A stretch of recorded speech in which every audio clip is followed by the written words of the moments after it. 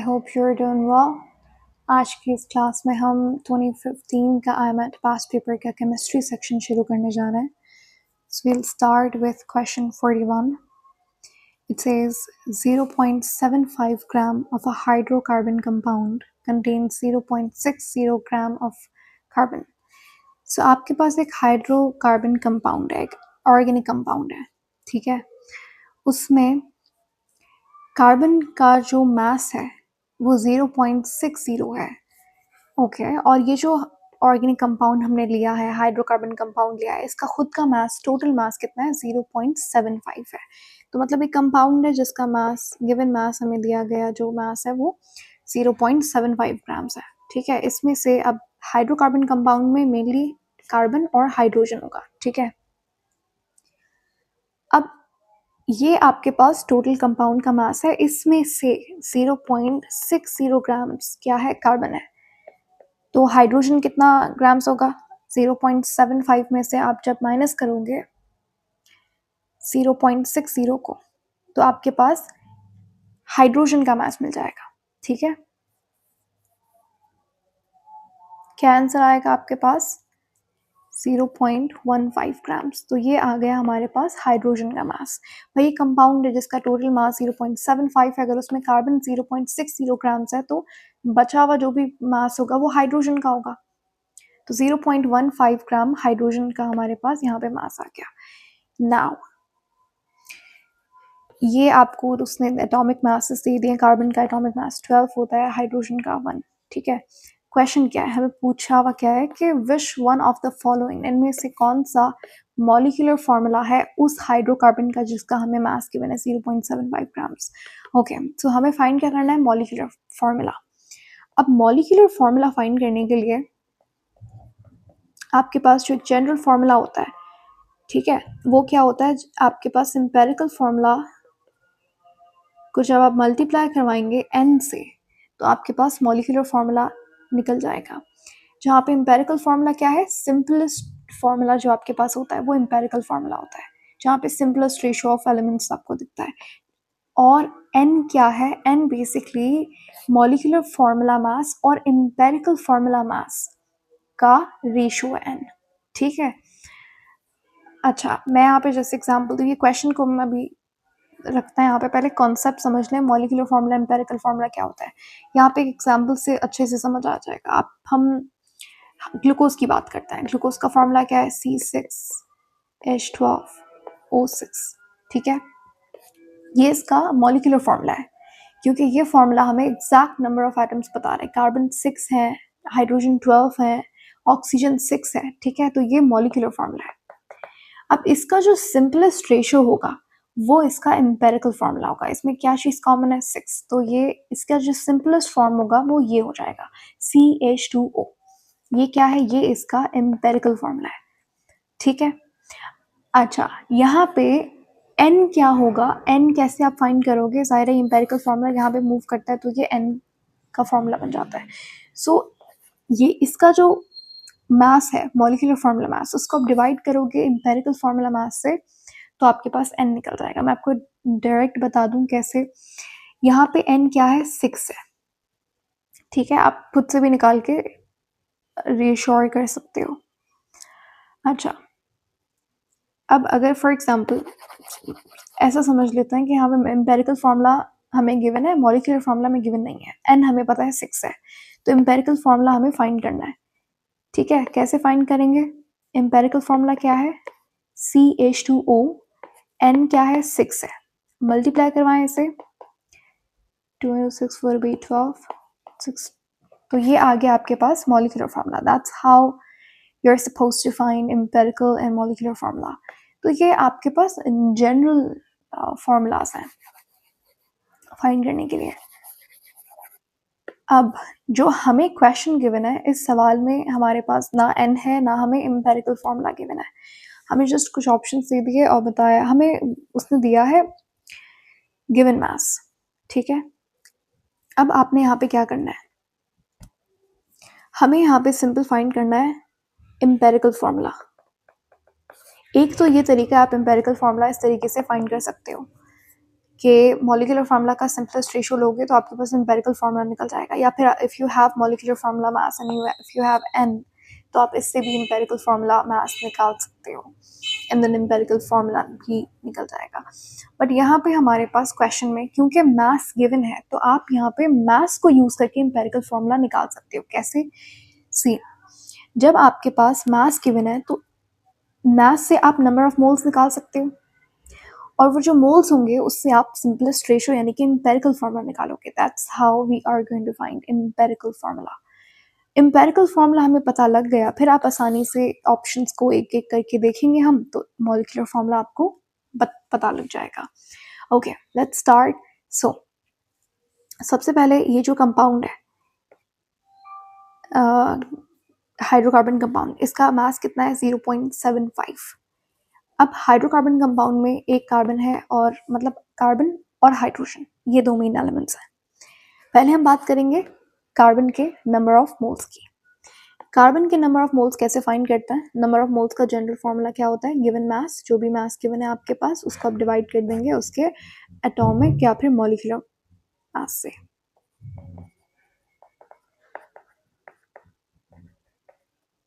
Carbon का given mass 0.60 है, और कार्बन का एटॉमिक मास क्या होता है? 12। इसको यहाँ पे हम डिवाइड करवाएंगे तो आपके पास आंसर कितना आ जाएगा? 0.05। तो 0.05 आपके पास मोल्स हैं कार्बन के इस कंपाउंड में जो हमें फाइंड करना है। ठीक है, अब बात करते हैं हाइड्रोजन की। हाइड्रोजन का गिवन मास 0.15 है, इसे हम डिवाइड करवाएंगे 1 से। ठीक है, तो आपके पास आंसर आ जाएगा 0.15। ये मोल्स हैं हाइड्रोजन के इस पर्टिकुलर कंपाउंड में। नाउ वी नो दैट कि जो कार्बन है इसके मोल्स कितना है? 0.05 है। हाइड्रोजन के मोल्स कितना है? 0.15। यहाँ पे हम क्या करते हैं, पॉइंट को 2 बार आगे अगर आप मूव करवाएं तो आपके पास वैल्यूज क्या हो जाएंगी? सिंपल हो जाएंगी, लेकिन दोनों साइड पे ऐसा ही करना होगा। तो ये हो जाएगा 5 रेशो, यहाँ पे 15 हो जाएगा। ठीक है, 5 है कार्बन के लिए और 15 है हाइड्रोजन के लिए।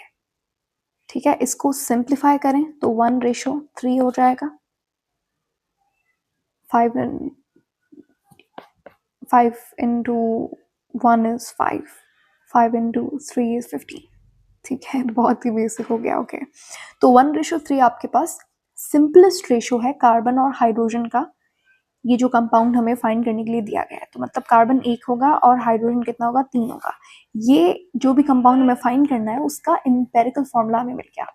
सी आप किस तरीके से मोल्स निकाल कर एम्पेरिकल फॉर्मूला फाइंड कर सकते हो, जैसे अभी हमने यहाँ पे किया।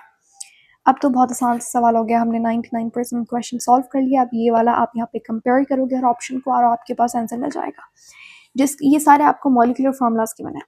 इसका सब इसमें ऑप्शन वो सही होगा जहाँ पे एम्पेरिकल फार्मूला ये बनेगा CH3। देखते हैं, 3:8 नहीं, 2:4, तो इसमें 1:2 आ रहा है, तो ये भी नहीं होगा। 1:3 आ रहा है, तो इसका मतलब इसका एम्पेरिकल फार्मूला CH3 होगा।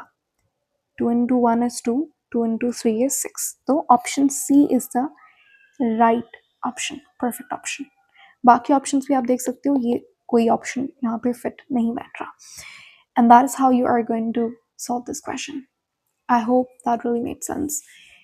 चलते हैं हम आगे वाले सवाल पे। Question 42. Yeah. Okay, इस क्वेश्चन में हमें एक रिएक्शन गिवन है, as you can see यहाँ पे।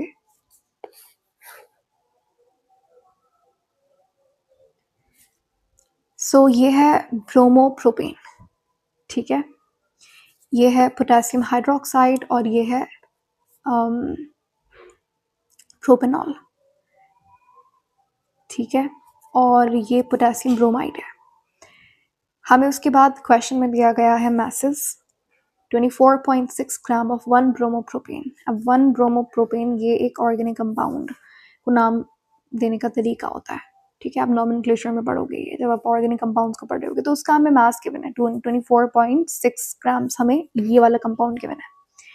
कहता है कि 24.6 ग्राम ब्रोमोप्रोपेन अगर रिएक्ट कर रहा है एक्सेस पोटेशियम हाइड्रोक्साइड के साथ, देखो यहाँ पे वर्ड एक्सेस बड़ा इंपॉर्टेंट है। कैसे? मतलब 24.6 ग्राम ब्रोमोप्रोपेन एक्सेस पोटेशियम हाइड्रोक्साइड के साथ रिएक्ट कर रहा है और आपके पास 8 ग्राम प्रोपेनॉल, यानी कि इसका भी हमें मास गिवन है, कितना है? 8 ग्राम्स है। ये हमें बना के दे रहा है, ठीक है। उसके बाद उन्होंने हमें मॉलिक्यूलर फार्मूला दे दिया, इसका कितना है? 123 है। एटॉमिक मासेस दे दिया हाइड्रोजन का, कार्बन का और ऑक्सीजन का। बहुत अच्छी बात है। क्वेश्चन में हमें पूछा है कि बताइए इसका परसेंटेज यील्ड कितना बनेगा इस कंपाउंड का, ठीक है। मास हमें उसने दे दिया 8 ग्राम बन रहा है, लेकिन उसने पूछा परसेंटेज यील्ड कितना बनेगा। Now how do you find percentage yield? और दूसरी बात, एक्सेस का क्या मतलब है यहाँ पे? देखो आपके पास एक रिएक्शन में जब एक से ज़्यादा रिएक्टेंट मिलकर कोई चीज़ बना रहा होता है, फॉर एग्जांपल हाइड्रोजन ऑक्सीजन के केस में दोनों मिलकर H2O बना रहे हैं। मैंने बैलेंस नहीं किया बट चलो ये हो गया बैलेंस, ठीक है। अब इस रिएक्शन में आपके पास एक ऐसा रिएक्टेंट है जो कि रिएक्शन को लिमिट कर रहा है, ठीक है। उस रिएक्टेंट को आप लिमिटिंग रिएक्टेंट कहते हो। और जो दूसरा वाला रिएक्टेंट होता है वो अगर एक्सेस में भी हो, ज़्यादा क्वांटिटी में भी हो, तो भी रिएक्शन प्रोसीड नहीं करेगा until and unless you have enough limiting reactant। सो ये लिमिटिंग रिएक्टेंट वाले टॉपिक में आप ये बात अच्छे से पढ़ते हो, ठीक है। तो एक्सेस का मतलब यहाँ पे ये है। चलो आगे हम परसेंटेज यील्ड को पहले देखते हैं एंड फिर मैं बताऊंगी यहाँ पे एक्सेस आपको किस तरीके से हेल्प कर रहा है इस क्वेश्चन में। सो परसेंटेज यील्ड कैसे फाइंड करता है? आपने यहाँ पे परसेंटेज यील्ड, अगर आपको किसी भी कंपाउंड की फाइंड करनी है, हमें इस कंपाउंड की फाइंड करनी है, तो आप क्या करोगे? यहाँ पे जो प्रैक्टिकल यील्ड है, प्रैक्टिकल यील्ड यानी कि एक्सपेरिमेंटल यील्ड भी आप इसे बोल सकते हो, यानी कि इन रियलिटी जितना आपको मास मिल रहा है वो प्रैक्टिकल यील्ड है कि असल में कितना मास यहाँ पे, असल में कितना कंपाउंड बन रहा है, रियलिटी में क्या हो रहा है, ठीक है। तो ये जो हमें मास गिवन है 8 ग्राम्स, तो ये प्रैक्टिकल यील्ड है। प्रैक्टिकल यील्ड आप खुद से नहीं निकाल सकते जब तक आप एक्सपेरिमेंट ना करो वो चीज़ को प्रैक्टिकली। कोर्स नाम से पता चल रहा है एक्सपेरिमेंटली ये आपको मिलेगा। जो आप पेपर पेन पे स्टोइकियोमेट्री के रिएक्शंस करते हो, उससे जो कंपाउंड का मास निकालते हो, वो सिर्फ पेपर पे ही एलिजिबल है, क्योंकि वो मास रियलिटी में उससे कम बनेगा हमेशा। और इसके बहुत सारे रीजंस हैं। कुछ साइड रिएक्शन हो रहा है या फिर कहीं पे क्रिस्टलाइजेशन हो गई, तो उसकी वजह से कुछ ना कुछ मास हमेशा लॉस होता है प्रोडक्ट का। कभी भी 100% रिएक्टेंट 100% प्रोडक्ट नहीं बनाते। सो वो वाला जो मास है जो आप खुद निकाल रहे हो स्टोइकियोमेट्रिक कैलकुलेशंस को इस्तेमाल करके, वो कहलाता है थ्योरेटिकल यील्ड, ठीक है। इसको आप इन दोनों का रेशियो आप लोगे 100 से मल्टीप्लाई करोगे, जैसे परसेंटेज निकालते हैं वैसा ही फॉर्मूला है, ठीक है। परसेंटेज आप कैसे निकालते हो? ऑब्टेन, जो आपको असल में मिलता है वो ऊपर आता है, और जो टोटल जिस मतलब जो पूरा प्रोडक्ट जिसकी हमें उम्मीद थी कि इतना आएगा, तो वो टोटल मास जो होता है बेसिकली वो थ्योरेटिकल यील्ड हो गई आपकी। मल्टीप्लाई कर देंगे 100 से, that's how you are going to find your percentage yield. Okay, अब यहाँ पे प्रैक्टिकल हम यील्ड हमें गिवन है कितनी है? 8 ग्राम्स। थ्योरेटिकल यील्ड क्या गिवन है? नहीं गिवन, ये आपको फाइंड करनी है। आसानी से आप निकाल सकते हो स्टोइकियोमेट्री को इस्तेमाल करके। मल्टीप्लाई कर देंगे 100 से, तो पहले हम थ्योरेटिकल यील्ड यहाँ पे निकाल देते हैं। यहाँ पे आप उसकी वैल्यू पुट करोगे and then you are going to get your percentage yield जो आपको मिल जाएगी। दैट्स इट, आसान सा सवाल है, ठीक है। अब थ्योरेटिकल यील्ड कैसे फाइंड करेंगे? देखो सिंपल सी बात है, हमें ये वाला क्वेश्चन यहाँ पे गिवन है, इस रिएक्शन को लोगे आप, और थ्योरेटिकल यील्ड फाइंड करने के बहुत सारे तरीके हैं। आप मास को यूज़ करके, मोल्स को यूज़ करके, वॉल्यूम को यूज़ करके, जो भी गिवन है क्वेश्चन में उसको इस्तेमाल करके थ्योरेटिकल यील्ड निकाल सकते हो। ओके, पहले आपके पास, मैं ये रिएक्शन यहाँ पे कॉपी कर रही हूँ, just a second. Okay, so first step क्या होता है? आपने according to the balanced equation, पहले देखो ये इक्वेशन बैलेंस्ड है, मुझे बैलेंस लग रही है, तो मैं यहाँ पे स्टार्ट कर रही हूँ। सो फर्स्ट स्टेप क्या है कि according to the balanced equation आपने जो जो चीज़ आपको चाहिए, आप एक रिएक्टेंट लोगे और जिसका आपने मास फाइंड करना है। यहाँ पे हमारे लिए जो इम्पोर्टेंट कंपाउंड है वो इसका हमें मास फाइंड करना है, ये, और रिएक्टेंट लोगे। मैम रिएक्टेंट कौन सा लें, ये वाला कि ये वाला, दिस और दिस। तो reactant, here comes the importance of the word excess. देखो अब बेसिकली आपने क्या करना होता है, अपने कंपैरिजन करना होता है, क्रॉस मल्टीप्लाई करवाना होता है, आपको थ्योरेटिकल यील्ड मिल जाएगी, इसका मैथ्स मिल जाएगा आपको। ठीक है, सवाल ये है कि किससे कंपेयर करें इसका, यहाँ पे ये लें या ये लें। तो जब आपको क्वेश्चन में मेंशन्ड नहीं है तो आपको हमेशा उस रिएक्टेंट का मास लेना होता है जो कि लिमिटिंग रिएक्टेंट होता है, क्योंकि वो वाले रिएक्टेंट का मास डिसाइड करता है प्रोडक्ट कितना बनेगा। ठीक है, जो एक्सेस में होता है वो नॉन लिमिटिंग होता है। तो इसका मतलब यहाँ पे एक्सेस में हमें उसने बता दिया पोटेशियम हाइड्रोक्साइड एक्सेस में है, तो मतलब आप इसका मास नहीं लोगे, आप इसका मास लोगे। ठीक है, क्योंकि ये लिमिटिंग रिएक्टेंट है, इसीलिए मैंने इसका मास लिया। ऐसा नहीं कि अच्छा आपकी मर्जी है, आप दिल कर रहे तो ये वाला मास ले लें, नहीं। उसने बोला एक्सेस में पोटेशियम हाइड्रोक्साइड है, जो जो नॉन एक्सेस होगा तो वो लिमिटिंग रिएक्टेंट होगा। ठीक है, अब आप क्या करोगे, according to the balanced equation इसका आपने मास लेना है। इसका मास हमें निकालना पड़ेगा, बहुत आसान है, आप निकाल सकते हो, लेकिन क्वेश्चन वाले इतने अच्छे थे, उन्होंने आपको मॉलिक्यूलर मास यहाँ पे दे दिया 123 है। तो 123 ग्राम्स बना रहा है इसका कितना, ये आपको निकालना होगा। ये उसने कहा कि इतना तो आपको करना होगा, तो ये हम निकाल सकते हैं आसानी से इसका मॉलिक्यूलर मास। कार्बन 3, तो एक कार्बन का 12 होता है मास। ठीक है, 7 हाइड्रोजन है, ऑक्सीजन आ गया 16 और ये आ गया हाइड्रोजन। इनको आप ऐड करोगे, आपके पास ये कंपाउंड का प्रोपेनॉल का आपके पास मॉलिक्यूलर मास आ जाएगा। आई होप आपका आंसर 60 आया हो। तो ये आपके पास क्या है, 60 आपके पास क्या आ गया, मॉलिक्यूलर मास आ गया प्रोपेनॉल का। अब according to the balanced equation हो गया। सेकंड आपके पास होता है अकॉर्डिंग टू द क्वेश्चन, जो डेटा गिवन है वो आप यहाँ पे पुट करोगे। ये जो ब्रोमोप्रोपेन है इसका मास हमें जो क्वेश्चन में गिवन है गुड, क्या मास गिवन है 24.6। हमें फाइंड करना है इसका मास, वही हमारी थ्योरेटिकल यील्ड होगी। यहाँ पे आप x रखोगे, क्रॉस मल्टीप्लाई करवाओगे यहाँ पे, तो 123x हो गया। 60 को आप मल्टीप्लाई करवाओगे 24.6 से। अब देखो ये जीरो है, ये पॉइंट है, पॉइंट को मैं यहाँ ले गई, तो 246 इंटू 6। ठीक है, 246 को आप मल्टीप्लाई करवाएंगे किससे, 6 से, तो 1476 आंसर आएगा। ये 123 यहाँ मल्टीप्लाई कर रहा है, वहां जाके डिवाइड करेगा, तो आपके पास आंसर कितना आ जाएगा 12। इसका मतलब 12 ग्राम्स जो है वो प्रोपेनॉल का थियोरेटिकल यील्ड है।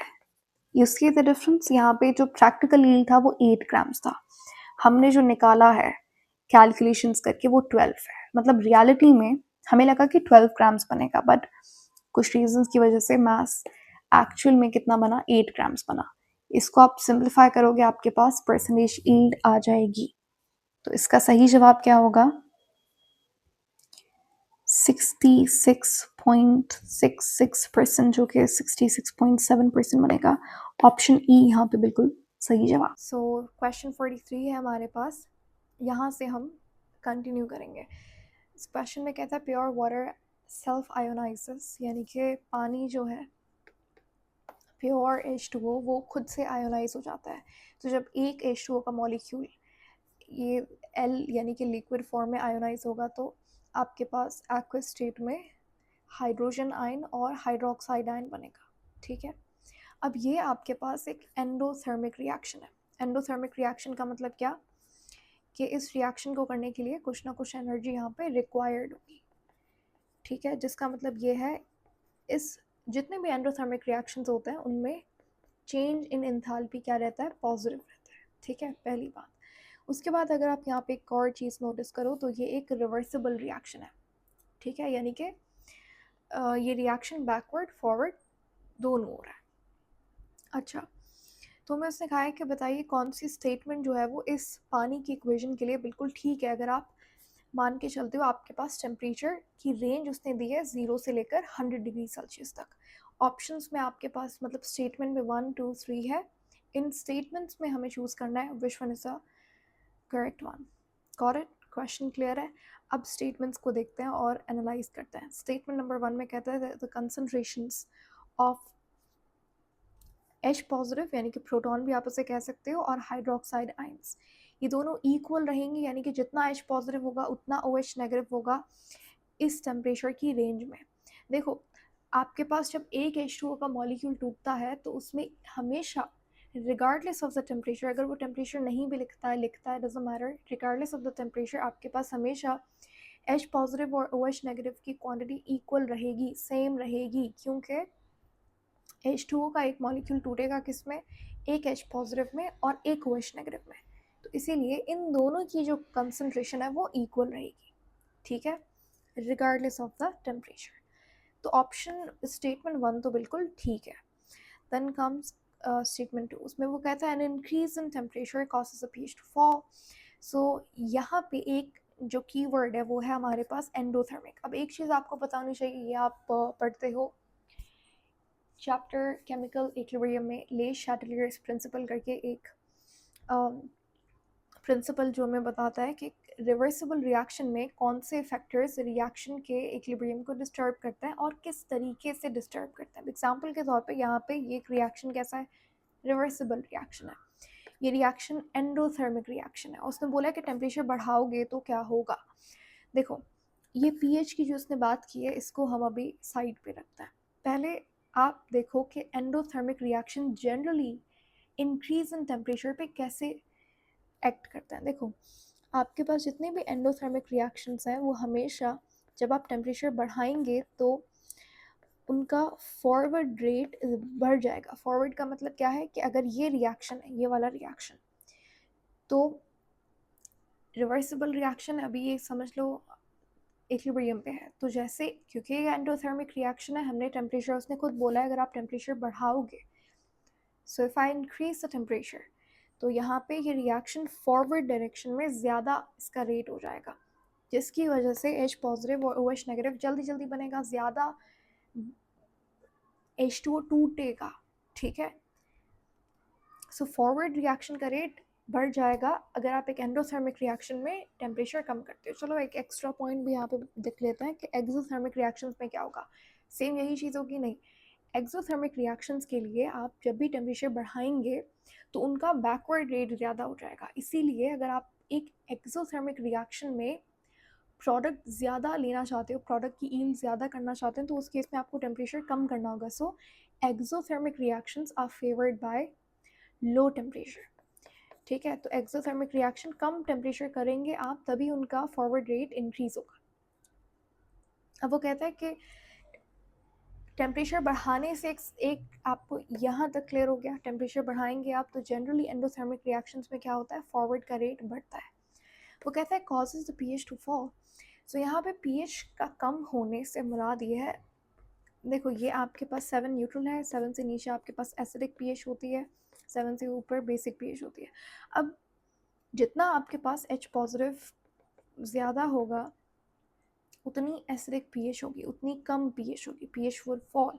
तो जब आपने टेम्परेचर बढ़ाया, क्योंकि ये एक एंडोथर्मिक रिएक्शन था, तो रिएक्शन फॉरवर्ड ज़्यादा होने लगा, जिसकी वजह से H पॉजिटिव ज़्यादा बनने लगा और OH नेगेटिव भी। अब क्योंकि H पॉजिटिव ज़्यादा बन रहा है, इसका मतलब पीएच ड्रॉप हो रही होगी, राइट। तो ऑप्शन 2 भी सही जवाब है यहाँ पे। स्टेटमेंट 3 में कह रहा है कि an increase in temperature causes electrical conductivity to decrease. अब इसमें भी हाफ पार्ट में वो कह रहे हैं टेम्परेचर बढ़ाएंगे, तो टेम्परेचर बढ़ाएंगे वही सेम बात है, फॉरवर्ड रेट इंक्रीज होगा, आयंस की कंसनट्रेशन बढ़ेगी क्योंकि H पॉजिटिव OH नेगेटिव बढ़ रहा है फॉरवर्ड रेट पे।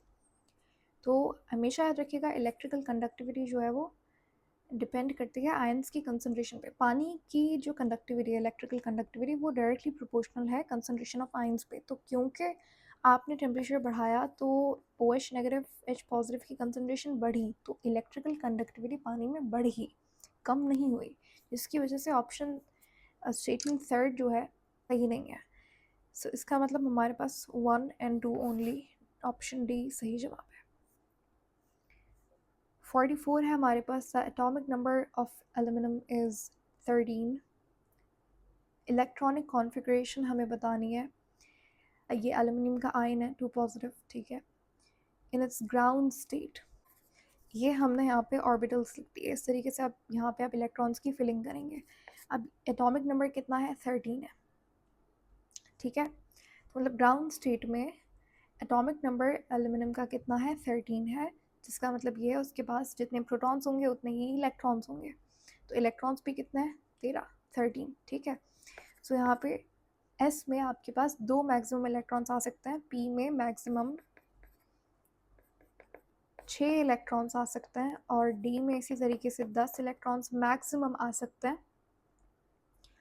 मतलब 10, उससे ज़्यादा नहीं आ सकते, उससे कम आप रख सकते हो। उसके बाद आपके पास एफ में last but not the least, F में आपके पास 14 इलेक्ट्रॉन्स मैक्सिमम आ सकते। 2 इलेक्ट्रॉन्स आ गए एस में और 1 इलेक्ट्रॉन पी में चला गया जो लेफ्ट। क्योंकि हमें यहाँ पे फाइंड करना है एल्युमिनियम +2 यानी कि 2 इलेक्ट्रॉन्स उसने लॉस किए हैं, जिसका मतलब ये है कि यहाँ से ये इलेक्ट्रॉन गया और यहाँ से ये 1 इलेक्ट्रॉन गया। इसका मतलब 3s1 हो गया ये, ठीक है। सो विच मीन्स कौन सा सही जवाब है हमारे पास? Option D. Then we have question 45, जिसमें हमें उसने कहा है कि आपके पास 2 एलिमेंट्स हैं एक्स और वाई, ठीक है।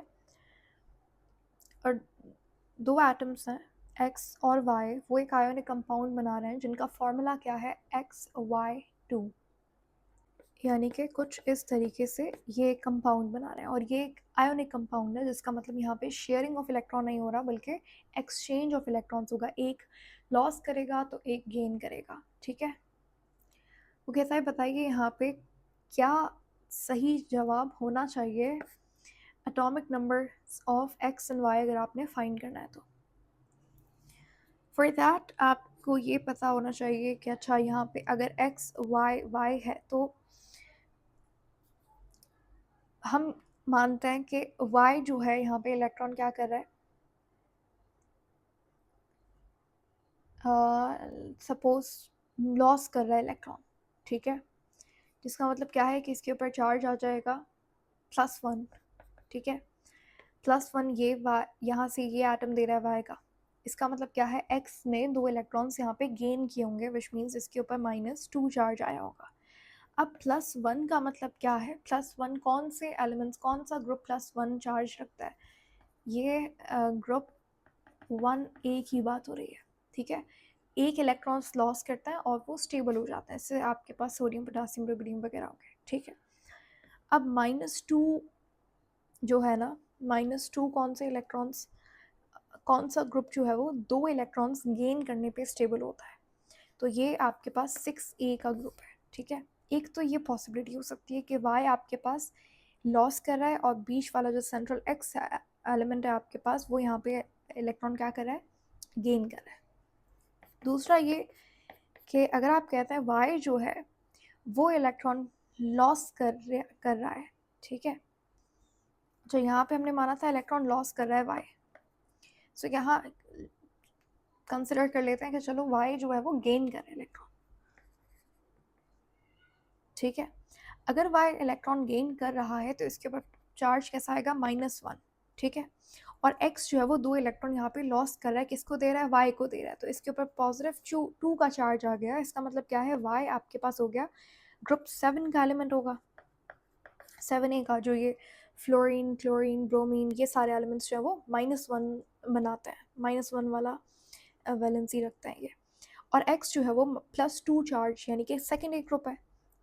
ये जो मैग्नीशियम कैल्शियम स्ट्रॉन्शियम ये सारे एलिमेंट्स +2 की वैलेंसी रखते हैं, यानी कि 2 इलेक्ट्रॉन देंगे स्टेबल हो जाएंगे, ठीक है। तो ये ग्रुप 2A है। अब आपको ऑप्शंस को एनालाइज करना है कि क्या यहाँ पे सही जवाब हो सकता है। अगर आप ऑप्शन ए देखो, ठीक है, ऑप्शन ए में वो कहता है कि एटॉमिक नंबर क्या है इसका? 11 है। अब 11 एटॉमिक नंबर किसका होता है? अब एटॉमिक नंबर्स थोड़े बहुत आपको मेन स्टार्टिंग एटलीस्ट दोनों एलिमेंट्स के आपको एटॉमिक नंबर्स याद होने चाहिए। 11 जो है वो सोडियम का है एटॉमिक नंबर, ठीक है। 16 वाई का कहता है 16 है, तो 16 आपके पास किसका होता है? सिलिकॉन का 14 होता है, सल्फर का 16 एटॉमिक नंबर होता है, ठीक है। तो अगर मैं मानती हूँ यहाँ पे ये एक अगर मैं बनाऊँ जो कंपाउंड में बनाना है XY2 का, तो सल्फ़र, सोडियम, सल्फ़र, यानी कि 2 यहाँ पे वो कह रहा है ना कि X जो है वो सोडियम है। तो अगर X सोडियम है तो उसको 2 इलेक्ट्रॉन या तो गेन करने होंगे या तो लॉस करने होंगे, जो कि दोनों ही पॉसिबल नहीं है। ऑप्शन ए तो हमने यहाँ पे एलिमिनेट कर दिया, क्योंकि सोडियम जो है वो 1 इलेक्ट्रॉन को लॉस करता है, सिंपल सी बात है। फिर ऑप्शन बी को आप एनालाइज़ करोगे भाई, अगर वो कहता है 3 तो ये लिथियम का है एटॉमिक नंबर, वाई में वो कहता है 17 तो क्लोरीन का हो गया, ठीक है। तो ये हो जाएगा लिथियम, क्लोरीन, क्लोरीन। तो भाई सोडियम अपना लिथियम कहाँ से जो है वो इलेक्ट्रॉन देगा क्लोरीन को, और ले भी नहीं सकता वो 2 इलेक्ट्रॉन, राइट। ऑप्शन बी भी एलिमिनेट कर देंगे। ऑप्शन सी में वो कहता है एक्स जो है वो 12 है, 12 मैग्नीशियम का एटॉमिक नंबर होता है, वाई 9 है, 9 किसका एटॉमिक नंबर होता है, 9 होता है फ्लोरीन का। ओके, तो यहाँ पे बना के देखते हैं हम, एक्स आ गया ये मैग्नीशियम और ये फ्लोरीन आ गया, ठीक है। तो मैग्नीशियम जो है वो +2 है, फ्लोरीन -1 है। हाँ, ये हो सकता है, ठीक है, ये दोनों की बैलेंस यहाँ पे सेटिस्फाई हो रही है, ये आयनिक कंपाउंड बन सकता है, पॉसिबिलिटी है। तो ऑप्शन सी जो है वो बिल्कुल हो सकता है। अब ऑप्शन डी और ऑप्शन ई आप खुद से एनालाइज करो एंड फिगर इट आउट कि क्या ये सही जवाब हो सकता है। Hello and good morning. I'm Kiran, and in this video we're going to continue the chemistry portion of IMAT past paper, जो कि 2015 means 15-16 का था। So कुछ questions हमने इस section में से कर लिए थे, and there are few questions जो कि अभी भी रहते हैं, and we are going to do those questions in this video. So let's get into this. हमारे पास question 46 है according to the paper series, और यहाँ पे उसने पूछा है कि ये एक ऑर्गेनिक कंपाउंड दे दिया उसने 2,2-dimethyl propane, ओके, जिसका ये फॉर्मूला है is an isomer of pentane. ये पेंटेन मतलब ये दोनों आइसोमर्स हैं जिनका मॉलिक्यूलर फार्मूला तो सेम होता है, लेकिन उनका स्ट्रक्चरल फार्मूला डिफरेंट होता है। जिस तरीके से आप उन्हें बनाते हो स्ट्रक्चर वाइज, तो वो डिफरेंट होता है। जैसे आप इन दोनों कंपाउंड्स में अगर आप देखो, अब ये एक ही कंपाउंड है, यानी कि इनका फार्मूला सेम है। कैसे सेम है, देखो इसमें भी 5 कार्बन है, पेंटेन है ना, means 5 carbon. This also has 5 carbon, ठीक है। अगर आप इसका फार्मूला देखो तो ये देखो, ये 4 कार्बन ये हो गए, ये 5वां कार्बन है, 5th कार्बन, तो ये कितने, they are 5 carbon both of them. Hydrogen के नंबर भी सेम होंगे, आप खुद से काउंट भी कर सकते हो, लेकिन जब आप इन्हें बनाओगे, यानी कि अगर पेंटेन का स्ट्रक्चर में बनाऊँ तो स्ट्रेट चेन में 5 कार्बन लगे हुए और हाइड्रोजन आप यहाँ पे ऐड करोगे, ठीक है। मैं यहाँ पे हाइड्रोजन एक एक करके लिख नहीं रही, बट ऑब्वियसली यहाँ पे हाइड्रोजन आएगा तभी इसकी कॉन्फ़िगरेशन कंप्लीट होगी। अगर आप इस कंपाउंड की बात करो, ये भी सेम है, इसमें भी 5 कार्बन है, लेकिन जस्ट उनका स्ट्रक्चर डिफरेंट है, ठीक है। तो ये दोनों आपस में चेन आइसोमर्स है, क्योंकि जो मेन कार्बन की चेन है उसमें डिफरेंस है। अगर मैं इसका स्ट्रक्चर बनाऊँ तो ये 2,2-dimethyl प्रोपेन है। प्रोपेन का मतलब 3 कार्बन, तो मेन चेन में 3 कार्बन है, ठीक है। 2,2-dimethyl का मतलब ये है कि जो सेकंड वाला कार्बन है, ये वाला कार्बन, ठीक है, इस पे 2 मिथाइल चेन्स लगी हुई, यानी कि ये आ गई, ये और ये आ गई। तो दोनों कंपाउंड्स में 5-5 कार्बन है, ठीक है। हाइड्रोजन का नंबर भी सेम होगा कि कार्बन सेम है, लेकिन उनकी जो अरेंजमेंट है, जो स्ट्रक्चर है वो डिफरेंट। तो ऐसे इस तरीके के मॉलिक्यूल्स को आप आइसोमर्स कहते हो।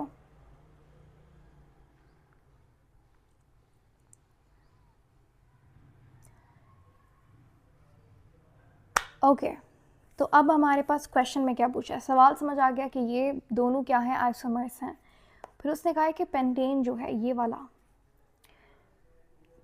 वैसे दोनों ही पेंटेन है, लेकिन IUPAC नेम इन दोनों का डिफरेंट है, क्योंकि यहाँ पे डाइमिथाइल चेन आ गई। ओके, एनीवेज, पेंटेन में वो कहता है इसका बॉइलिंग पॉइंट कितना है, 36 डिग्रीज है, जबकि ये जो सेकंड आपके पास दूसरा वाला जो कंपाउंड है, इसका बॉइलिंग पॉइंट है 10, जो कि काफ़ी कम है। Okay, got it. तो उसने पूछा है बताइए कौन सी स्टेटमेंट गिवन ऑप्शंस में से हमें ये बॉइलिंग पॉइंट में जो डिफरेंस है उस चीज़ को एक्सप्लेन करता है कि ऐसा क्यों है भाई, कि अगर दोनों कंपाउंड सेम हैं, एक दूसरे के अंदर कार्बन नंबर भी सेम है, हाइड्रोजन भी सेम है, दोनों आइसोमर्स एक दूसरे के, लेकिन स्टिल स्टिल इन दोनों का बॉइलिंग पॉइंट में इतना ज़्यादा डिफरेंस है कि एक का 36 है, ये वाले का 36 है, और दूसरे वाले आइसोमर का आपके पास जो बॉइलिंग पॉइंट है वो 10 डिग्रीज है. So for boiling point you need to remember for organic compounds. So यहाँ पे दो चीज़ें हैं. जो बॉइलिंग पॉइंट है आपके पास, बॉइलिंग पॉइंट क्या होता है? वो टेम्परेचर, वो पॉइंट जहाँ पे आपके पास एक चीज़ अपनी लिक्विड स्टेट से गैशियस स्टेट में जा रही होती है. ठीक है, तो liquid to gas, this is boiling. अब बॉइलिंग पॉइंट एक स्पेसिफिक टेम्परेचर होता है जिस पॉइंट पे बॉइलिंग हो रही होती है, स्टेट कन्वर्ट हो रही होती है, फेस कन्वर्ट हो रहा होता है. ठीक है, तो अभी बॉइलिंग पॉइंट किस चीज़ पे डिपेंड करता है? तो बॉइलिंग पॉइंट डिपेंड करता है आपके पास इंटर मॉलिक्यूलर फोर्सेस पे, जैसे लंदन डिस्पर्जन फोर्सेस हो गई. ठीक है, तो मॉलिक्यूल्स के दरमियान में जितनी स्ट्रॉन्ग बॉन्डिंग होगी, अब मैं यहाँ पे मैंने वर्ड नाम जो मैंने लिया वो था inter molecular forces. Do not get confused with intramolecular forces, that's something else. Intra का मतलब होता है मॉलिक्यूल के अंदर कौन सी फोर्स है. ठीक है, और इंटरमॉलिक्यूलर का मतलब है कि मॉलिक्यूल के दरमियान में कौन सी फोर्स है. अब जैसे H2 का एग्जांपल लो आप. ठीक है, अब H2O के इस वाटर के मॉलिक्यूल के अंदर कौन सी फोर्स है? तो ये तो कोवलेंट फोर्स है, कोवलेंट बॉन्ड है. ठीक है, लेकिन अगर मैं ये एक हाइड्रो H2O का मॉलिक्यूल है और ये एक H2O का मॉलिक्यूल है, इन दोनों के दरमियान में कौन सी फोर्स होगी? तो वो हाइड्रोजन बॉन्डिंग है, जो कि काफ़ी वीक फोर्स है as compare to covalent bond. ठीक है, तो ये आपके पास इंटर मॉलिक्यूलर फोर्स है जो कि एक सेकेंडरी फोर्स है. ठीक है, तो बॉइलिंग पॉइंट के केस में आप देखते हो कि मॉलिक्यूल में इंटर मॉलिक्यूलर फोर्सेस कौन सी हैं. तो ऑर्गेनिक कंपाउंड्स में आपने एक चीज़, एक सम रूल है, अगर आप वो याद रख लो, you'll be sorted. वो क्या है? For boiling points you just have to remember कि बॉइलिंग पॉइंट्स डायरेक्टली प्रोपोर्शनल होते हैं कि चेन कितनी लंबी है, how long the chain is. ठीक है, एंड सेकंड, ये inversely, boiling points inversely proportional होते हैं ब्रांचिंग के. ठीक है, ये दोनों points, this is a some rule. ठीक है, अगर ये दोनों पॉइंट्स आपको पता है, याद हैं, तो आप कोई भी इस तरीके का क्वेश्चन सॉल्व कर सकते हो.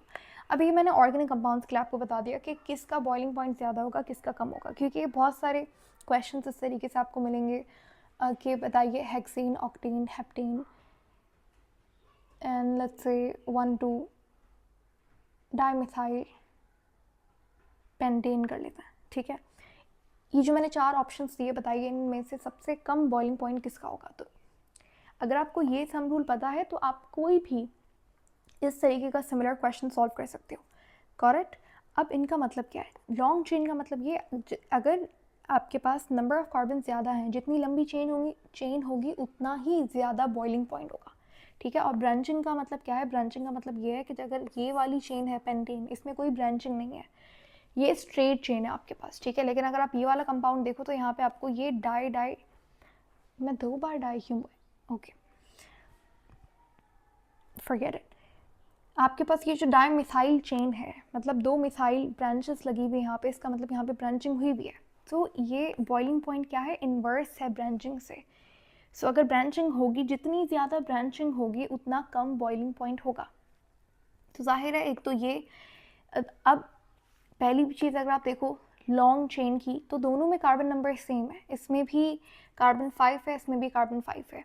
लेकिन जो स्ट्रेट चेन की आप बात करें तो यहाँ पे चेन लंबी है, लॉन्ग है, तो इसका मतलब एक तो बॉइलिंग पॉइंट जाहिर है इसका ज़्यादा होगा. एंड देन सेकंड चीज़, अगर आप ये मान रहे हो कि अच्छा दोनों में कार्बन नंबर तो सेम है, तो वो उस चीज़ को हटा के भी अगर आप देखें ब्रांचेस, तो इस यहाँ पे इस कंपाउंड में, पेंटेन में, नंबर ऑफ ब्रांचेस 0 हैं, लेकिन यहाँ पे नंबर ऑफ ब्रांचेस क्या हैं? 2 हैं. तो इसका मतलब इसका बॉइलिंग पॉइंट क्या होगा? कम होगा.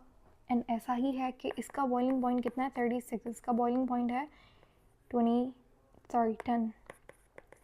ओके, सो रीज़न क्या है? रीज़न ये है, अब ब्रांचिंग से ऐसा क्या हो जाता है कि बॉइलिंग पॉइंट कम हो जाता है? उसके पीछे रीज़न ये है कि जो ब्रांचिंग, जब आप किसी ऑर्गेनिक कंपाउंड में इस तरीके से ब्रांचिंग लगती है तो उसका जो सरफेस एरिया होता है, सरफेस एरिया का मतलब ये कि पॉइंट ऑफ कॉन्टैक्ट मॉलिक्यूल्स के दरमियान में. ठीक है, तो मैंने कहा था कि जो बॉइलिंग पॉइंट है वो डिपेंड करता है इंटरमॉलिक्यूलर फोर्सेस पे, ठीक है। अगर ये एक स्ट्रेट चेन है तो यहाँ पे सरफेस एरिया ज़्यादा है। जब सरफेस एरिया ज़्यादा है तो इंटरमॉलिक्यूलर फोर्सेस ज़्यादा स्ट्रॉन्ग होंगी, तो बॉइलिंग पॉइंट ज़्यादा होगा इस कंपाउंड का, इस मॉलिक्यूल का, ठीक है। लेकिन अगर आप यहाँ पे बात करो, क्योंकि यहाँ पे ब्रांचिंग आ गई तो सरफेस एरिया कम हो गया, जिसकी वजह से इंटरमॉलिक्यूलर फोर्सेस क्या होंगी, कम हो गई। एंड इन रिजल्ट आपके पास जो बॉइलिंग पॉइंट था वो 2,2 डाइमिथाइल प्रोपेन का कम हो गया। नाउ अब आप आसानी से इन सारे, मुझे लगता है कि मैंने सारे आपको जो रीजंस थे वो बता दिए। अब आप इन ऑप्शंस में से देख सकते हो which one is the best option, ठीक है। Okay, let me just read for you. Okay, let me just read for you. पहला ऑप्शन में कहता है, ऑप्शन ए में 2,2 dimethyl propane had stronger intermolecular forces. That's wrong, क्योंकि question में हमने उससे बता दिया कि भाई 10 है इसका बॉइलिंग पॉइंट, जो कि कम है। और कम क्यों है, क्योंकि इसके पास इंटरमॉलिक्यूलर फोर्सेस क्या होती हैं, वीक होती हैं, तभी तो बॉइलिंग पॉइंट कम है, ठीक है।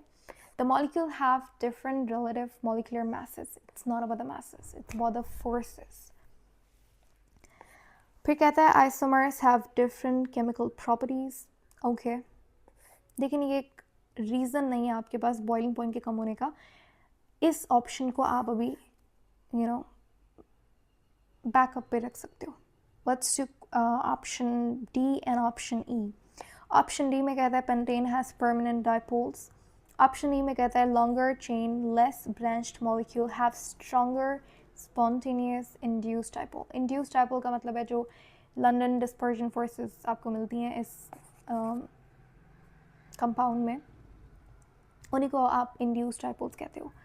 So option, what do you think, कौन सा ऑप्शन सही होगा? जो मैंने दो ऑप्शंस आपको बताए हैं कि एक तो लॉन्ग चेन, सो लॉन्गर चेन जो कि आपको इस कंपाउंड में मिल रही है, और लाइक तो लेस ब्रांचिंग हुई भी है इस कंपाउंड में। इन दो मेन रीजंस की वजह से स्ट्रॉन्गर इंड्यूस्ड डाइपोल्स बनते हैं। स्ट्रॉन्गर समझ लो फोर्सेस होती हैं मॉलिक्यूल्स के दरमियान में, एंड बिकॉज ऑफ दैट आपके पास बॉइलिंग पॉइंट इसका ज़्यादा हो जाएगा। And option E is a solid option, and हम इसी ऑप्शन के साथ जाएंगे, ठीक है। Okay, hopefully that question is crystal clear. अब चलते हैं हम लोग क्वेश्चन 47 पे, जहाँ पे उसने पूछा assume that the oxidation numbers are as shown below: nitrogen, hydrogen, chromium, oxygen. Which compound formula given below is correct? आपके पास कुछ ऑप्शंस गिवन है, and then they have given you oxidation numbers of some elements and you need to find out the correct formula. Okay, cool. सबसे पहले हम लोग देखते हैं कि अच्छा नाइट्रोजन है, हाइड्रोजन है, क्रोमियम है एंड ऑक्सीजन है, ठीक है। सो आपके पास जो ऑक्सीडेशन नंबर है ये गिवन है आपके, ठीक है। पहले हम क्या करेंगे, ये जो N और H है ये हमेशा क्या होंगे, साथ होंगे, ये अमोनियम आयन ही बनाएंगे। तो इसीलिए हम क्या करेंगे, हम अमोनियम आयन का मतलब क्या है, सब में ये NH4 जो आ रहा है ना, इसी को अमोनियम आयन कहते हैं, ठीक है। सो NH4 इसका हम लोग पहले निकाल लेते हैं ऑक्सीडेशन नंबर। ओवरऑल क्या बनेगा, जो हमें ये -3 और +1 गिवन है उस हिसाब से। कैसे, देखो जब आप बात करते हो NH4 की तो N कितना है, एक N है, और N की ऑक्सीडेशन हमें कितनी गिवन है, -3, ठीक है। और हाइड्रोजन के 4 आपके पास एटम्स हैं अमोनियम आयन में, और हाइड्रोजन की ऑक्सीडेशन क्या है, +1 है। सो 4 × +1, तो ये आप यहाँ पे मैथ्स करोगे, आपके पास क्या आ जाएगा आंसर, 4 - 3 वुड बी +1, ऐसा ही है। अब ये हमारे पास अमोनियम आयन की आ गई क्या, ऑक्सीडेशन नंबर। अब हमें यहाँ पे अलग अलग नहीं निकालना पड़ेगा नाइट्रोजन और हाइड्रोजन का, हम इसे as a whole ammonium ion लेंगे और इसका ऑक्सीडेशन नंबर क्या है, +1 है। ओके, एक चीज़ आपने याद रखनी है, जब भी आप ऑक्सीडेशन नंबर्स निकालते हो तो वो एक थंब रूल को इस्तेमाल करके निकालते हो। वो ये है कि जब आप सबको सम करोगे, सबके मतलब जितने भी एलिमेंट्स हैं एक कंपाउंड में उनको सम करोगे उनके ऑक्सीडेशन नंबर को, तो हमेशा sum of oxidation number of all elements in a compound should be equal to 0। अगर ये 0 होगा तभी वो कंपाउंड न्यूट्रल होगा एंड रिलायबल कंपाउंड, अच्छा ट्रू कंपाउंड है वो। मतलब कंपाउंड जनरली न्यूट्रल होता है, इस वजह से ऑक्सीडेशन नंबर का सम हमेशा 0 आएगा, तो मतलब हमारे पास ये एक वैलिड कंपाउंड है। सो अभी हम देखते हैं ऑप्शन ए बी सी जितने भी ऑप्शंस गिवन हैं उनको वन बाय वन करके। सबसे पहला है हमारे पास ऑप्शन ए, उसमें हमें यहाँ पे अमोनियम आयन कितने हैं, 2 हैं, ठीक है। अभी अमोनियम आयन की हमने ऑक्सीडेशन नंबर निकाला है, वो क्या था, +1 था, ठीक है। तो ये हमने यहाँ पे +1 रख दिया, और कितने अमोनियम आयन्स हैं, 2, तो we are going to multiply it by 2। उसके बाद है क्रोमियम की ऑक्सीडेशन, जो कि एक ही है ये, तो क्रोमियम की ऑक्सीडेशन हमें कितनी गिवन है, +6, so we are going to add it, +6, ठीक है। और उसके बाद है आपके पास ऑक्सीजन, ऑक्सीजन की ऑक्सीडेशन नंबर क्या है, -2 है। इनको आप सबको क्या कर रहे हो, ऐड कर रहे हो, इसीलिए मैंने बीच में प्लस लगाया है, ठीक है। तो ऑक्सीडेशन नंबर क्या है उसका, -2 है, लेकिन आपके पास एटम्स कितने ऑक्सीजन के, 4 हैं, 4 हैं। इनको आप ऐड करोगे, सारा ये यहाँ पे सिंप्लीफाई करोगे, डन। आंसर क्या आएगा आपके पास, -1 आएगा। अगर आपका आंसर -1 आ रहा है तो मतलब सही नहीं किया आपने क्वेश्चन। इसका आंसर क्या आएगा, 0। तो इसका मतलब क्या है कि ये एक न्यूट्रल कंपाउंड होना चाहिए, और ये कंपाउंड हो सकता है, लेकिन यहाँ पे एक छोटा सा मसला है ऑप्शन ए में कि ये एक न्यूट्रल कंपाउंड नहीं है, बल्कि ये एक आयन की फॉर्म में हमें गिवन है। तो इसका मतलब ऑप्शन ए तो गलत ऑप्शन है, ठीक है, क्योंकि यहाँ पे चार्ज है ना, न्यूट्रल कंपाउंड मतलब ऐसे तो पता लग रहा है 0 आ गया न्यूट्रल कंपाउंड, ये हो सकता था ऑप्शन, लेकिन अगर यहाँ पे प्लस साइन ना होता तो, ठीक है। तो अगर आप देखो, यही मैंने भी जो चीज़ बोली, अगर प्लस साइन नहीं होता तो ये ऑप्शन हो सकता था। तो ऑप्शन सी अगर आप देखें तो ये एग्जैक्टली सेम कंपाउंड है, सेम सारे नंबर ऑफ एटम सब सेम है, एंड यहाँ पे प्लस साइन भी नहीं है, सो इट मीन्स कि इसका भी, इसको मैं रिपीट नहीं करूँगी, इसका हम लोग यहाँ पे सेम लिख लेते हैं, ठीक है। और ये 0 आ रहा है, मतलब ये एक न्यूट्रल कंपाउंड है, तो ऑप्शन सी हो सकता है, बिल्कुल सही जवाब है। लेकिन हम दूसरे ऑप्शंस को भी करके देखते हैं कि वो गलत हैं भी या नहीं। सो ऑप्शन डी हम करते हैं, और ऑप्शन बी और ई आपका होमवर्क है, वो आपने खुद करना है, एंड आपको पता लग जाएगा 0 उनमें आंसर नहीं आएगा, ठीक है। चलो ऑप्शन डी करके देखते हैं। तो यहाँ पे अमोनियम आयन की ऑक्सीडेशन नंबर हमने निकाला था, वो था +1। चलो +1 आ गया। कितने हैं एटम अमोनियम आयन के, तो ये 3 मॉलिक्यूल्स अमोनियम आयन के, 3 आ गया। क्रोमियम का हमें ऑक्सीडेशन नंबर है तो +6 है, ठीक है। ऐड करेंगे ऑक्सीजन का, ऑक्सीजन 4 है, और ऑक्सीजन का ऑक्सीडेशन नंबर -2 है। इनको आप सिंप्लीफाई करेंगे, ठीक है। आंसर क्या आएगा आपके पास, आंसर क्या आ रहा है, अगर 0 आया तो मतलब न्यूट्रल कंपाउंड है, एंड ये ऑप्शन हो सकता है, बट देन अगेन यहाँ पे क्या है, माइनस साइन है। चलो इसको सिंप्लीफाई करें, आंसर आएगा आपके पास +1। तो इसका मतलब क्या है कि ये एक न्यूट्रल कंपाउंड नहीं है, and it shows a charge of -1, तो इस वजह से ये ऑप्शन सही नहीं है। तो we are going to eliminate option A and D. मैंने आपके लिए ऑप्शन ए और डी एलिमिनेट कर दिया है। मुझे लगता है ऑप्शन सी सही जवाब है, बी और ई आप खुद करके देख सकते हैं। एंड चलो एक और हम लोग कर लेते हैं, ऑप्शन ई भी हम कर लेते हैं। सो ऑप्शन ई में अमोनियम आयन हमारे पास +1 है। आप पॉज करके खुद से भी कर सकते हो, that be more beneficial. And 3 यहाँ पे मॉलिक्यूल्स हैं, तो यहाँ पे 3 आ गया। ऐड करेंगे, क्रोमियम 1 है, ऑक्सीडेशन नंबर क्रोमियम का गिवन कितना है, +6 है। ऐड करेंगे ऑक्सीजन का, ऑक्सीजन आपके पास -2 है, और यहाँ पे ऑक्सीजन के एटम्स कितने हैं, 4। इसको सिंप्लीफाई करें, आपके पास आंसर आएगा +1। तो मतलब +1 आ गया यहाँ पे। ऐसे ये आयन वगैरह तो नहीं है, ये दिखाया हुआ तो न्यूट्रल कंपाउंड है, लेकिन यहाँ पे आपके पास ये फॉर्मूला जो है वो न्यूट्रल नहीं है, +1 आ रहा है, ठीक है। 0 आना चाहिए था, तो ऑप्शन ई भी एलिमिनेट हो गया। ना ऑप्शन सी जस्ट आपने खुद से देखना है कि ऑप्शन बी का क्या ये एक न्यूट्रल कंपाउंड है। We have question 48. What is the correct formula of propanol? So propanal AL जब एंड में आता है तो ये तरीका होता है To write the IUPAC name for aldehydes. तो मतलब ये आपके पास एल्डिहाइड फंक्शनल ग्रुप है यानी कि CHO। और प्रोपन का मतलब क्या होता है, कितना कार्बन है, 3 कार्बन है, ठीक है।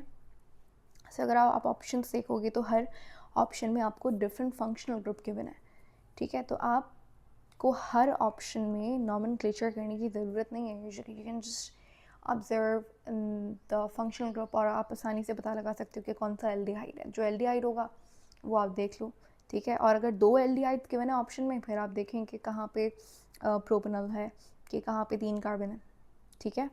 सो ऑप्शन ए अगर आप देखो तो ये OH यानी कि अल्कोहल हो गया, ठीक है। ऑप्शन बी में अगर आप देखें तो ये आपके पास O एंड R चेन आ गई, तो ये OR यानी कि ईथर हो गया ये तो, ठीक है। उसके बाद है COR कीटोन होता है, ठीक है। COOH यानी कि कार्बोक्सिलिक एसिड। ऑप्शन ई मतलब जाहिर है कोई ऑप्शन तो था नहीं, तो ऑप्शन ई ऑटोमेटिकली मेरे पास सही जवाब हो जाएगा। एंड यहाँ पे ऑफ कोर्स एल्डिहाइड ग्रुप भी है एंड 3 कार्बन है, 1 2 3 प्रोपेनॉल हो गया, तो ये हमारे पास सही जवाब है। Then we have question 49। When propane, okay दोबारा से प्रोपन 1 ओल, यानी कि अब ये ओल यानी कि अल्कोहल की बात हो रही है। AL is for aldehyde and OL is for alcohol. So propane 1 ol यानी कि आपके पास 3 कार्बन वाली अल्कोहल की बात हो रही है। Is burn in excess oxygen. अगर आप इसे एक्सेस ऑक्सीजन में बर्न करते हैं, कंबस्टन रिएक्शन की बात हो रही है, तो only products formed are carbon dioxide and water. तो आपके पास कार्बन डाइऑक्साइड बनेगी और H2O बनेगा। इसकी इक्वेशन हम लोग लिख लेते हैं। तो वो सवाल में उसने पूछा क्या है, उसने पूछा है इन द बैलेंस्ड इक्वेशन, अगर आप इसको बैलेंस करोगे इस इक्वेशन को, सो what will be the ratio of carbon dioxide and H2O molecules formed? Okay, simple. पहले आप क्या करेंगे, इक्वेशन लिखेंगे and then you have to balance it. उसके बाद जो भी कार्बन डाइऑक्साइड वाटर का रेशियो आएगा that would be your answer, ठीक है। Now solve this by yourself. आप कोशिश करो बैलेंस करने की, and there is a very simple trick किसी भी इक्वेशन को बैलेंस करने की। So I am going to teach you that. तो जनरली अगर आपको बैलेंस करना आता है वेल एंड गुड, लेकिन अगर आपको प्रॉब्लम होती है, अगर कोई लंबी सी इक्वेशन है, तो उस केस में आप ये चीज़ इस्तेमाल कर सकते हो and you can balance any equation. Okay, तो पहले हम यहाँ पे अपने रिएक्टेंट्स लिखेंगे। रिएक्टेंट्स क्या है, प्रोपन ऑल है यानी कि 3 कार्बन वाली अल्कोहल C3H। अब यहाँ पे हाइड्रोजन का नंबर क्या आएगा, देखो आपके पास प्रोपेन का फॉर्मूला क्या होता है, C3 के बाद H8, ठीक है। ये है प्रोपेन का formula.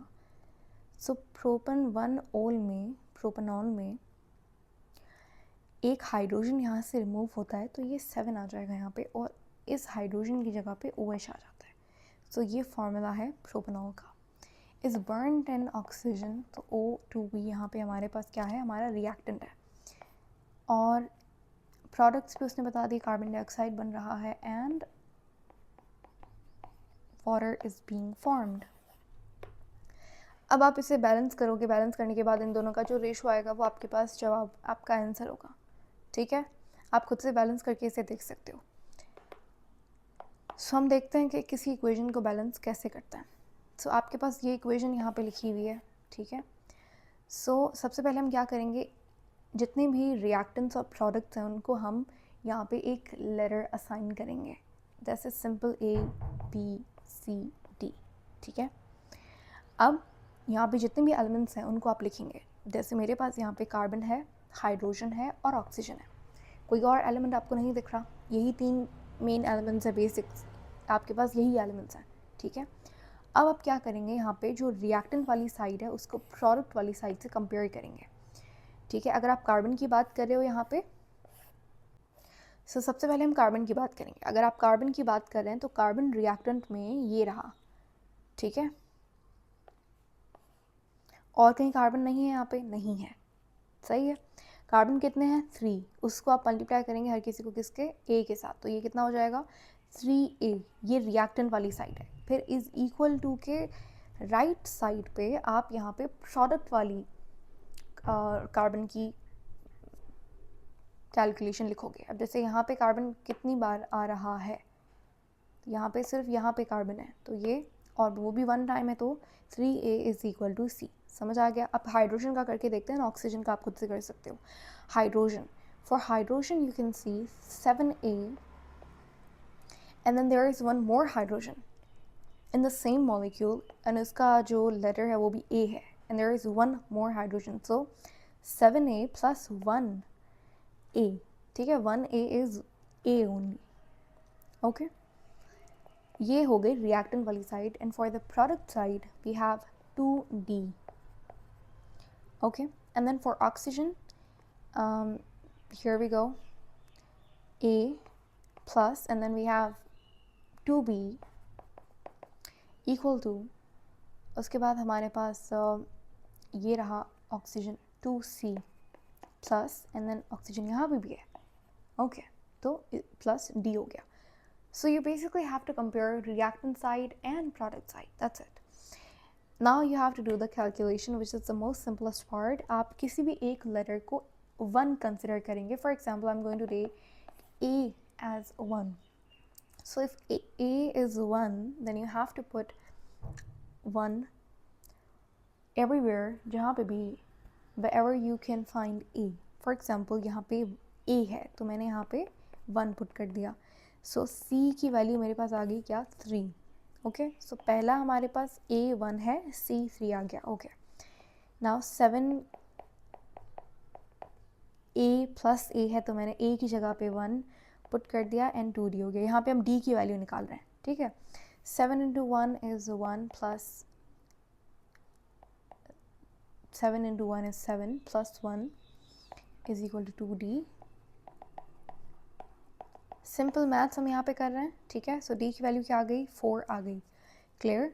Now for oxygen you are going to put all the values and find out the value for letter B, क्योंकि वही हमारे पास एक ऐसा लेटर है जिसके अभी तक हमने वैल्यू नहीं निकाली. सो A is 1 plus 2B, that's what we are going to find, and then for C we have 3 and 4, D we have 4.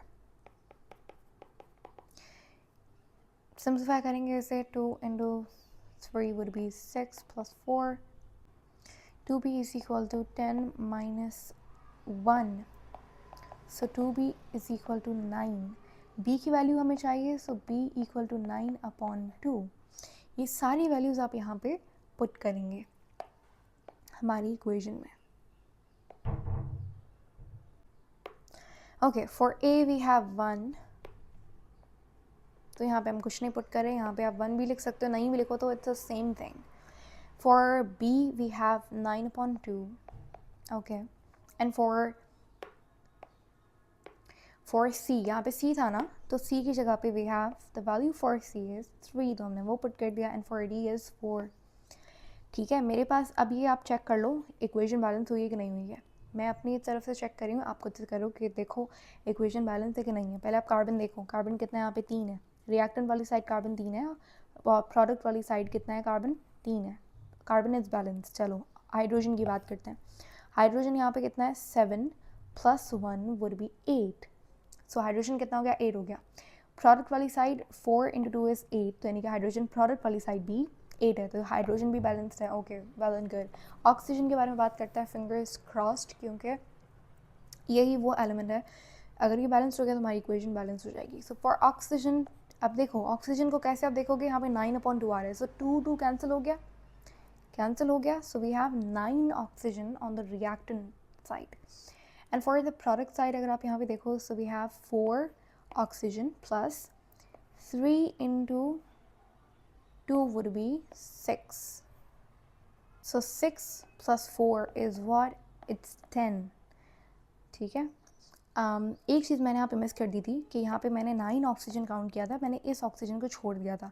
So 9 plus 1 would be 10. तो यानी कि रिएक्टेंट वाली साइड पे 10 ऑक्सीजन है और प्रोडक्ट वाली साइड पे भी 10 ऑक्सीजन है. इट मीन्स ऑक्सीजन भी बैलेंस्ड है.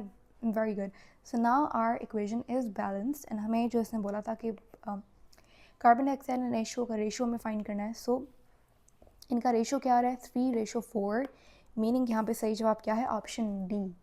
पूछा है potassium nitrate was found to have a solubility, यानी कि ये solubility वाले चैप्टर से सवाल लिया गया है. तो पोटेशियम नाइट्रेट यानी कि KNO3, K फॉर पोटेशियम और नाइट्रेट NO3, ठीक है. उसकी सॉल्युबिलिटी है, ये आपके पास सॉलिड है, ठीक है, उसकी सॉल्युबिलिटी हमें दी गई है 120 grams in 100 grams of water. So यहाँ पे हम डेटा बनाते हैं, ठीक है। सो इसकी सॉल्युबिलिटी 100 ग्राम वाटर में KNO3 की सॉल्युबिलिटी हम यहाँ पे लिखते हैं, ठीक है। कितनी है? 120 ग्राम्स है, ओके। और टेम्परेचर कितने पे? 80 डिग्रीज पे, ठीक है। Temperature 80 degrees, okay. And 50 grams in 100 grams of water at 25 degrees, okay. तो यहाँ पे हमने अगर टेम्परेचर क्या किया, कम किया, 25 कर दिया रूम टेम्परेचर जो होता है, ठीक है। तो इस पे जो आपके पास इसी सेम सॉलिड की जो सॉल्युबिलिटी है वो कितनी हो गई? 50 ग्राम्स हो गई।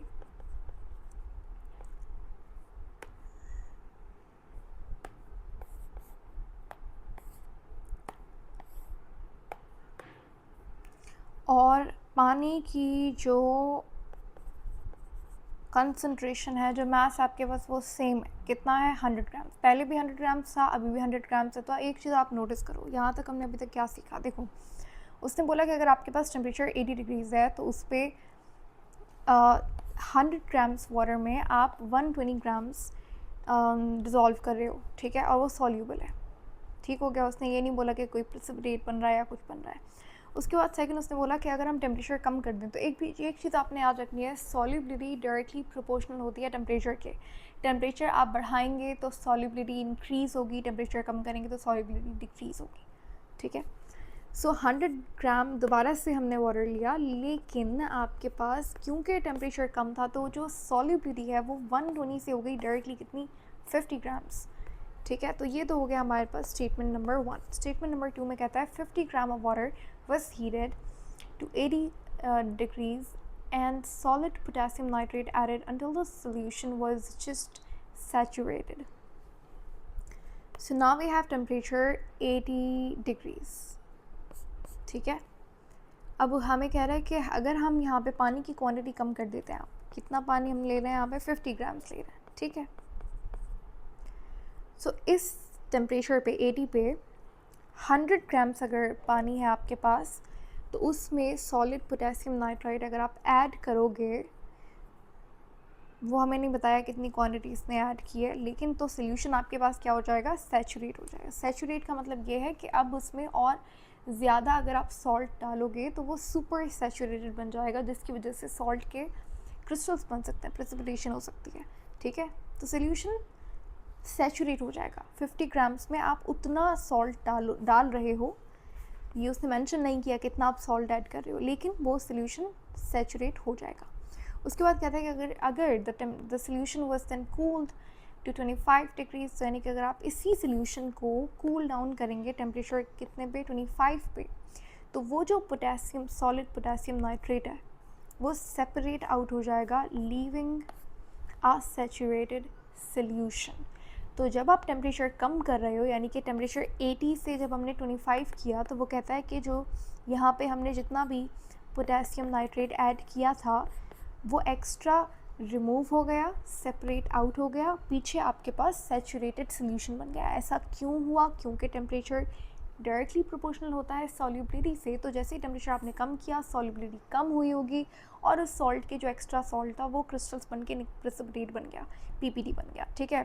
पीछे आपके पास सोल्यूशन जो है, जितना उसमें पानी में एबिलिटी थी उसने डिज़ोल्व किया होगा उतना सॉल्ट, मीनिंग अब आपके पास सोल्यूशन कैसा हुआ? सैचुरेट हो गया।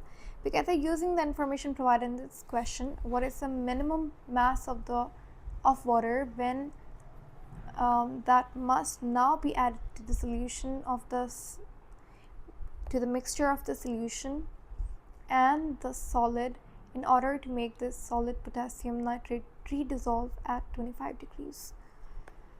Okay, cool. वो कहते हैं कि आप ये जो ऊपर हमने इन्फॉर्मेशन दी है इसको इस्तेमाल वगैरह करके आप हमें बताइए कितना मिनिमम मास होगा वाटर का, पानी का, that must now be added to this mixture of solution and the solid in order to make the solid potassium nitrate redissolve, यानी कि यहाँ पे जब हमने टेम्परेचर 25 किया, मैंने आपसे कहा था कि जो पोटेशियम नाइट्रेट है उसकी कुछ ना कुछ यहाँ पे उसने बोला है कि सेपरेटेड, यानी कि उसके कुछ ना कुछ पीपीटी बना होगा, ठीक है। अब वो कितना ग्राम्स है वो हमें नहीं पता, लेकिन अब वो कहता है कि इस सॉलिड को दोबारा से रीडिज़ोल्व का मतलब क्या है, दोबारा से डिज़ोल्व करने के लिए पानी में 25 डिग्रीज़ पे आपको कितना मिनिमम मास पानी चाहिए रहेगा। सो हमें नहीं पता कितना पोटेशियम नाइट्रेट है जो हमने डिज़ोल्व किया था और कितना पीपीटी होके बाहर निकल गया। उसी जो बाहर निकला है, जो पीपीटी बन गया है, उसको रीडिज़ोल्व, उसको दोबारा से पानी में डिज़ोल्व करने के लिए 25 डिग्रीज़ पे आपको कितना मिनिमम पानी चाहिए होगा। क्वेश्चन क्लियर हो गया? नहीं हुआ तो दोबारा से समझते हैं। देखो वो क्या कहता है, वो कहता है सबसे पहली बात, मैं यहाँ पे दोबारा से डेटा लिख रही हूँ to simplify it even more. सबसे पहले वो कहता है एट 80 डिग्रीज़ आपके पास जो पोटेशियम नाइट्रेट, यहाँ पे एक ही सॉलिड गिवन है, कोई और सॉलिड नहीं गिवन, तो मैं यहाँ पे पोटेशियम नाइट्रेट कहूँ या सॉलिड कहूँ, आप समझ जाइएगा पोटेशियम नाइट्रेट की बात हो रही है। वो कहता है 80 डिग्रीज़ पे आपके पास जो कंसनट्रेशन, जो मास है पोटेशियम नाइट्रेट का, वो कहता है 120 ग्राम्स है पर 100 ग्राम्स वाटर। ठीक हो गया।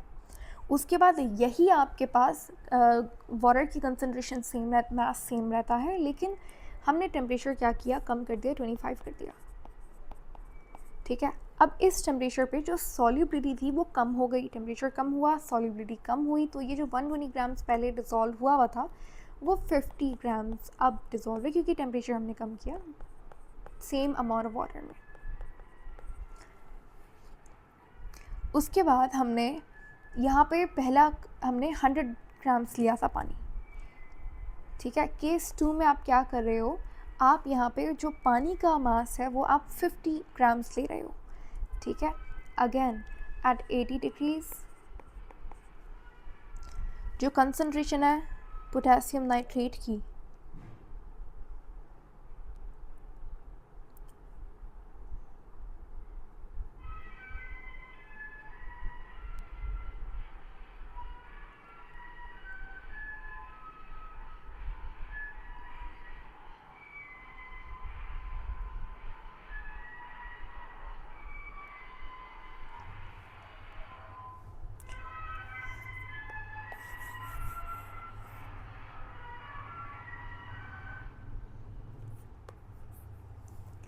अच्छा अब ये सेकंड केस में हमने उसने हमें क्या कहा कि टेम्परेचर आपके पास 80 है, लेकिन आपने वाटर का जो मास है वो हाफ़ कर दिया, आधा कर दिया, यानी कि अब वो कहता है कि 50 ग्राम्स पानी है, ठीक है। क्या बोल रहा है, 50 ग्राम्स पानी है आपके पास, एक सेकेंड, ठीक है।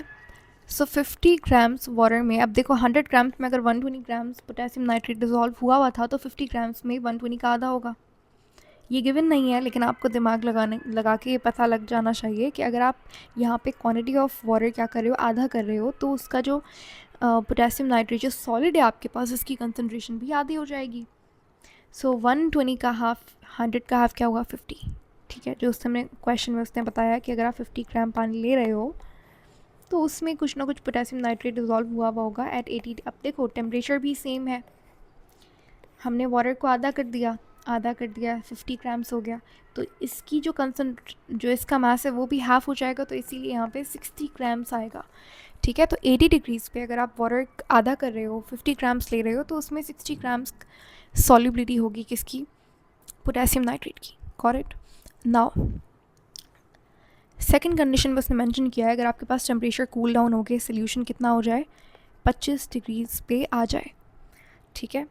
सो यहाँ पे आपके पास solid potassium nitrate separates out to leave a saturated solution. इसका मतलब ये है कि 25 डिग्रीज़ पे हमने यहाँ पे देखा था 100 ग्राम H2O में 50 ग्राम्स वाज डिसॉल्व्ड, ठीक है, करेक्ट।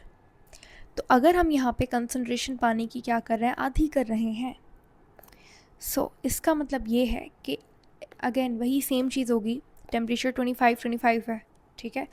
पानी क्या हमने मास क्या कर दिया, हाफ़ कर दिया, 100 कर दिया, 50 कर दिया, ठीक है। सो 25 पे हमने दोबारा जो मास लिया है वाटर का वो क्या 50 ग्राम्स लिया। अब ये कहाँ पे लिखा हुआ है? 25 पे हमने 50 ग्राम्स लिया पानी, बिल्कुल। क्या कहाँ लिखा हुआ है? यहाँ लिखा हुआ है, देखो। उसने बोला कि 25 पे यही सेम सोल्यूशन 25 ग्राम पानी है, नॉट 25, 50, 50 ग्राम H2O वाला सोल्यूशन जब कूल डाउन हुआ 25 पे आया। इसका मतलब क्या कि भाई आपके पास जो पानी का मास है वो 50 रहेगा, वही सेम सोल्यूशन कूल डाउन हो रहा है, राइट। सो यहाँ पे आपके पास 50 ग्राम्स आपके पास वाटर मास आ गया। टेम्परेचर 25, पानी का मास हमने आधा कर दिया, 50 ग्राम्स कर दिया। तो ये आपके पास जो पोटेशियम नाइट्रेट 25 पे जो 50 था पर 100 ग्राम, तो अब ये पर 50 ग्राम H2O पे जो 50 का आधा हो जाएगा, 25 ग्राम्स क्या हो जाएगा? पोटेशियम नाइट्रेट अभी डिज़ोल्व हुआ है, ठीक है। क्वेश्चन क्लियर हो गया? उसने हमसे पूछा क्या? उसने हमसे कहा कि इनिशियली आपके पास जो डिज़ोल्व हुआ था वो कितना था? 60 ग्राम्स, ठीक है। उसके बाद जब आपने टेम्परेचर क्या किया? कम किया, फिर 25 पे लेके गए आप, तो टेम्परेचर कम होने की वजह से सॉल्युबिलिटी कम हो गई, तो ये कितना हो गया? 25 ग्राम्स हो गया, ठीक है।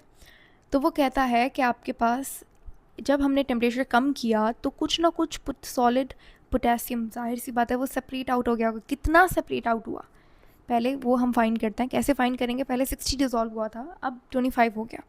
सो 60 में से जब आप माइनस करेंगे 25 को, so you are gonna get कितना? 35 ग्राम्स। ये 35 ग्राम्स वो है जो कि पीपीटी बना लेगा, क्रिस्टल्स फॉर्म करेगा, ठीक है।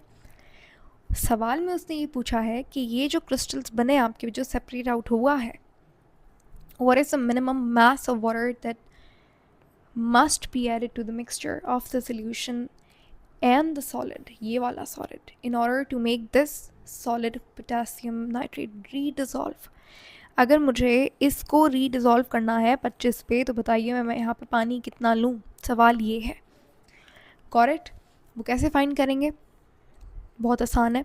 देखो 20, ये दोनों कंडीशन में आप कोई भी ले सकते हो, ठीक है। या तो आप 100 ग्राम्स पानी लो या तो आप 50 ग्राम्स लो, कोई मसला नहीं है, ठीक है। मैं ये वाला यूज़ कर रही हूँ। उसने बोला है 25 वाला टेम्परेचर आपने लेना है, ठीक है।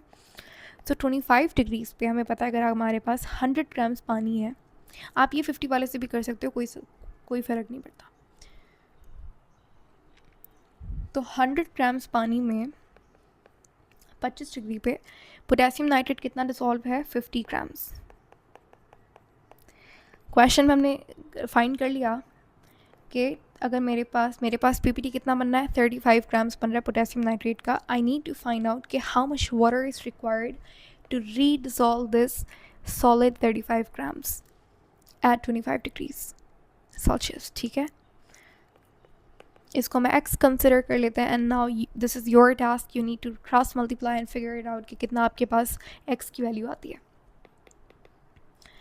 यहाँ पे आंसर आ जाएगा कितना? 70 ग्राम्स, ठीक है। इतना पानी आपको चाहिए होगा 35 ग्राम्स पोटेशियम नाइट्रेट को डिज़ोल्व करने के लिए, एक्चुअली रीडिज़ोल्व करने के लिए। क्योंकि रीडिज़ोल्व क्यों लिखा? क्योंकि देखो जब टेम्परेचर ज़्यादा था, 80 था, 80 था, तो ये 35 डिज़ोल्व हुआ था।